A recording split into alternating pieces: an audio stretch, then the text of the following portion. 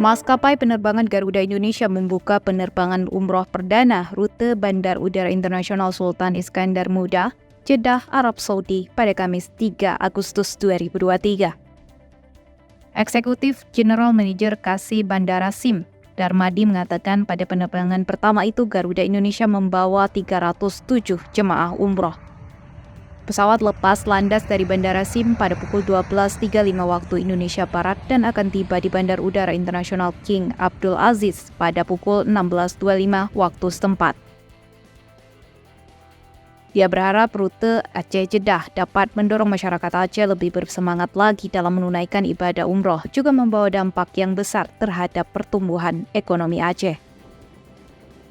Untuk diketahui, Bandara SIM akan melayani penerbangan Aceh Tanah Suci 3 kali dalam sebulan, mulai hari ini 3 Agustus 2023 dengan rute Aceh-Jeddah, 14 Agustus Aceh-Madinah, dan 24 Agustus Aceh-Jeddah.